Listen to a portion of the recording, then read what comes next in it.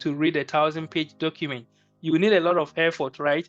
So it will get to a time AI will take a lot of jobs, but AI will take a lot of jobs from people who don't know how to use AI. So if you're in energy, you have to think about, how do I leverage the power of AI to become more efficient? It's just like in the olden days, we don't have computers. Everything we have to write, everything even we do not have softwares like AutoCAD, everything we have to draw. And I remember when I was in KUST, we have to carry our big drawing boards. It was so funny. We carry our big drawing board to the for electrical engineering drawing or something like that. But you have softwares to do drawing. You don't have to do hand drawing again. It's just like the same thing for power system softwares. It's not easy to do hand calculation beyond 2 buses. If you have more than 2-3 buses, and then you want to calculate this using the Jacobian matrix or Newton-Raphson, you go crazy. So software can do this. It's the same thing. Using the software did not take work from engineers. Rather, it gave work to the engineers who know how to use the softwares like ETAP, PSCAD, PSCAD. So knowing how to use AI is the best way to go, and you don't want to be left behind. But when we talk about skills, the skills that AI cannot take is this one, is the soft skill. The soft skill, nobody can take it. Machine cannot take this so easily from you. It's about effective communication, critical thinking, a team player. There are lots of them. There are several examples of soft skills, but you need to also understand how easy can you work with people, how critical do you think to solve problems, and then how effective do you communicate with your team. This is very important in communication.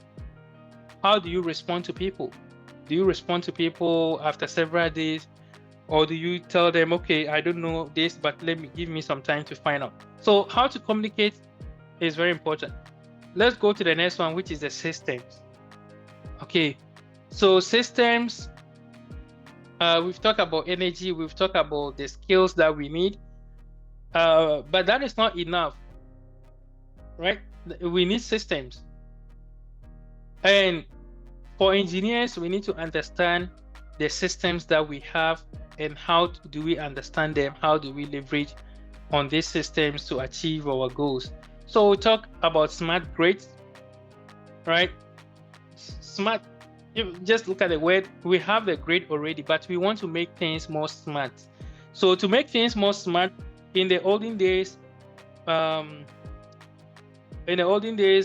I remember when I was doing my national service with ECG, sometimes we have to drive several hours to some locations, to substations, just to pull event reports.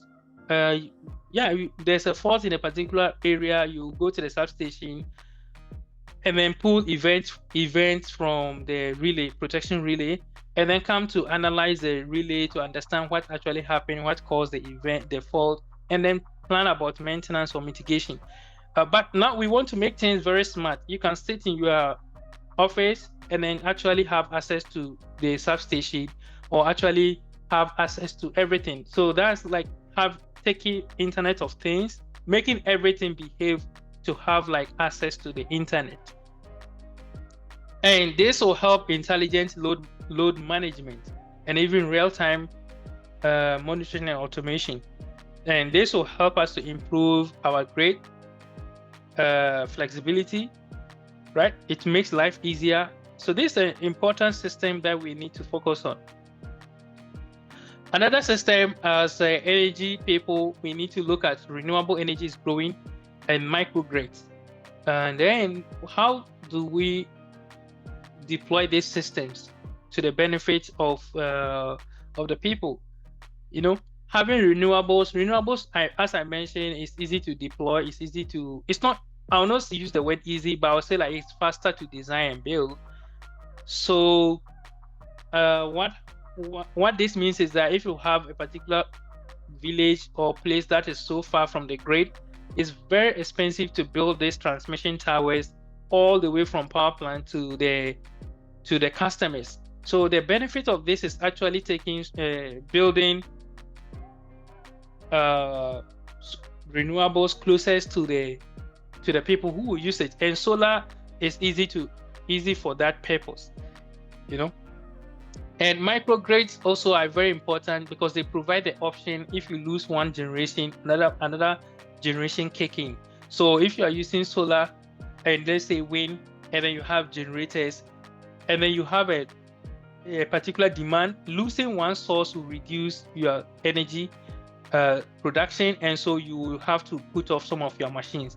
But with microgrid, you have another source coming in. So think about the word like it's a microgrid. You can create small grids instead of relying on a bigger grid, right? Okay. And energy storage. Energy storage is very important now, especially because you have renewables growing up, and these renewables have intermittency problems. And because of this intermittency problem, batteries are very important because batteries can within a short time put into service that will offset and then balance the frequency. So for fast response frequency, if you have a solar plant and there's a shade or there's rainfall or there's snow, this is going to reduce the energy produced from the solar plant. So batteries will be there to kick in to offset that deficit. This is all at your advantage. So you need to learn the skills that matter most in this new age of AI and sustainable energy resources. Next, the last point is the youth factor, right? So the youth factor, I want to talk about the definition of a youth, but usually youth, it depends on different places. People will say somebody who is less than maybe 30 years or 29, something like that, from 15 or 14 years, within that range is a youth. So as a youth, you need to position yourself for the vast opportunities that will come as a result of the fast growing demand. Though, as I mentioned, there will always be demand. So you need to position yourself for that. Opportunities don't come and look for you. Nobody sits in their room and a company will just call them because they did not apply, or no company will give you an opportunity because you are a tall person or you're a short person, you are a dark person, you are whatever. You would have to position yourself to get the opportunity. No, you have to know that. Yeah. And as a student, you need to start thinking about that. You need to position yourself. Don't leave yourself that opportunities will look for you. We all did that kind of mistake. We're thinking that, okay, we are in the school, I'm going to university, I'm doing electrical engineering, very important course. So when I finish, the opportunities will come. No, opportunities don't come. And sometimes you realize, depending on the country you are, you even try a lot. You write a lot of exams. These companies will call for exams. You go and write it. You never hear from them. And you follow up, you will never hear from them. I have experienced that a lot in Ghana. So take that from me. You need to know what is there. Don't be overwhelmed with the degree you are getting. For the degree is very important, but in the world of work, nobody cares about that. And even, for instance, in the US here, from my personal experience and many people I have spoken to, nobody really asks you about the school you went or the degree. I have never seen somebody interview and ask you that about the degree. They just are interested in the work you can do. So that's why I'm saying you need to position yourself and don't be carried away with the school. School, get your grade, but think about the industry. If you are thinking about going for another education, then the school, you can be so happy about the grade, right? Also, you don't want to fail. And then you have to also collaborate with other people through organizations like Student Energy, like we have here, and then IEEE and SIGRE, a lot of industries, and be a part of the next generation that will be defining how the power infrastructure and the business models will be, and position yourself to have global impact. Try to take up some training courses to fill in some gaps. If you know that you are lacking something, try to fill in by taking some courses. I have been taking a lot of training courses, and I still have registered a lot of training courses. Some of them I have not started. I just registered and kept them. And yeah, we all need to take inventory of the skills that we have. It is something that I always recommend to people. Every Friday or weekend, Saturday, Sunday, I have set an alarm to remind me to take inventory of my skills. So inventory of your skill is I try to write, right? I have created a big Excel sheet with the skills I have and what I want to achieve, where I am. And then I try to get, okay, did I do this? Did I achieve this? How am I improving here? So take inventory of your skills and see places where you can improve. And if you are still lacking, try to seek for help. You can get this help taking training courses or talking to other mentors. Also, try to get some certifications in the industry that shows you are somebody who is dedicated to proficiency and improve yourself. If you're in Ghana, there's a professional engineer license. There are other certifications that you can go for. There are a lot. It depends on the country you are. In the US here, the process is very, very different from different countries in Ghana and other places. So try to get something, that you can also showcase that you are somebody who is looking for development and improvement. Now it's all on us. The biggest change will not only be because of technology, but it will depend on the people. We the people taking continuous action every single day, and then trying to make sure that we are protecting our environment, which is the world. And remember, I started this by talking about sustainable energy, right? It is about never forgetting the future generation. So that is the importance of sustainable energy.